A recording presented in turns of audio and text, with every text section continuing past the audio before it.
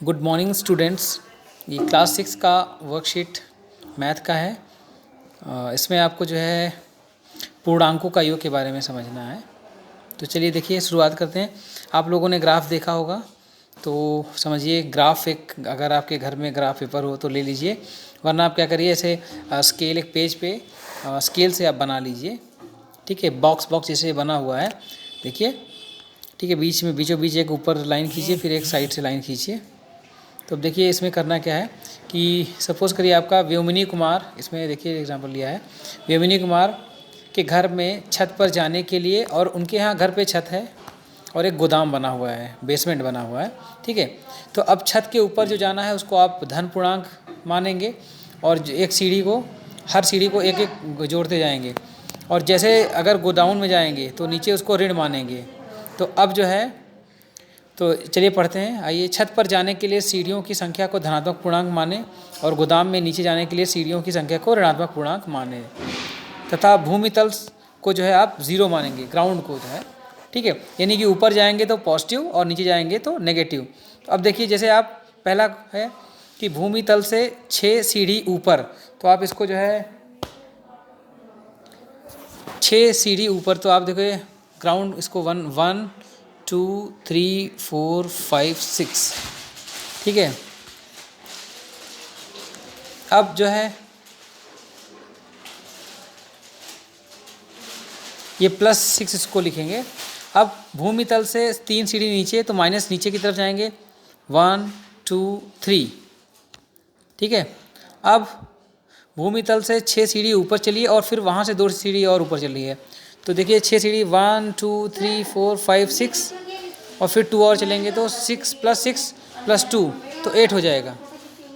अब उसके बाद जो है भूमि तल से 3 सीढ़ी नीचे चलिए, और फिर उसके बाद 4 सीढ़ी और नीचे चलिए। तो देखिए आप 3 सीढ़ी नीचे जाएंगे तो -3 पे पहुँचेंगे, और फिर 4 और नीचे जाएंगे तो -7 हो जाएगा।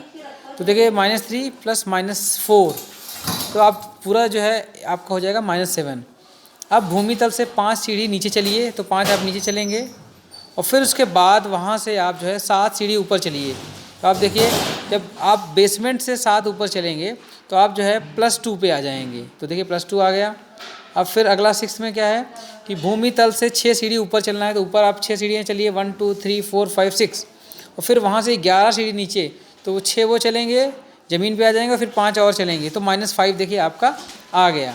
तो देखिए इससे आपका एक निष्कर्ष निकल रहा है कि जब आपने जो है आप प्लस आपने जोड़ा था, तीसरा देखिए, तीसरा पार्ट देखिए, तो +6 और +2 +8 हो गया। चौथा देखिए -3 और -4, इनके बीच प्लस हुआ था तो -7 आ गया। और फिर पांचवा क्या था, -5 था और +7 था, तो आपका जो है प्लस संख्या बड़ी थी और माइनस संख्या छोटी थी, तो प्लस में आया। और छठे केस में क्या है कि प्लस संख्या छोटी है और माइनस संख्या बड़ी है, तो इनको आपने जोड़ा है तो माइनस में आया। तो इस तरीके से आपका जो निष्कर्ष ये निकलता है कि धनात्मक पूर्णांक प्लस धनात्मक पूर्णांक आपका धनात्मक पूर्णांक होता है, ऋणात्मक पूर्णांक प्लस ऋणात्मक पूर्णांक आपका ऋणात्मक पूर्णांक होता है, और तीसरा ऋणात्मक पूर्णांक प्लस धनात्मक पूर्णांक, ये जो है आपका धनात्मक होगा जब धनात्मक पूर्णांक का संख्यात्मक मान ज़्यादा होगा। यानी अगर धनात्मक संख्या बड़ी होगी और ऋणात्मक संख्या छोटी होगी, तो जब उनको जोड़ा जाएगा तो आपका हमेशा का धनात्मक पूर्णांक आएगा। और चौथा निष्कर्ष क्या निकलता है कि जब भी आप ऋणात्मक पूर्णांक को धनात्मक पूर्णांक के साथ जोड़ेंगे, अगर ऋणात्मक पूर्णांक की संख्या बड़ी है तो आपका जो आंसर आएगा वो ऋणात्मक पूर्णांक आएगा। तो अब देखिए संख्या रेखा पे इसको देखते हैं, संख्या रेखा पर पूर्णांकों को कैसे जोड़ा जाता है। तो संख्या रेखा पे लास्ट क्लास में आपने देखा था, 0 से स्टार्ट करिए, और दाहिने तरफ +1 +2, इसको प्लस ना भी लिखे तो चलेगा, 3 4 5 6 7 8 ऐसे आप बना लीजिए। अब देखिए +3 आप चले तो 0 से 1 2 3 प्लस, और फिर उसके बाद उसके वहाँ से 4 चले तो 1 2 3 4, तो देखिए टोटल कितना हो गया 7, तो +3 +4 कितना हो गया +7। अब देखिए सेकंड वाले पार्ट, इसमें नीचे देखिए, अब माइनस की तरफ -2 चलते हैं, -1 -2, और फिर वहाँ से -5 चलते हैं, 1 2 3 4 5, तो टोटल कितना हो गया -7 हो गया।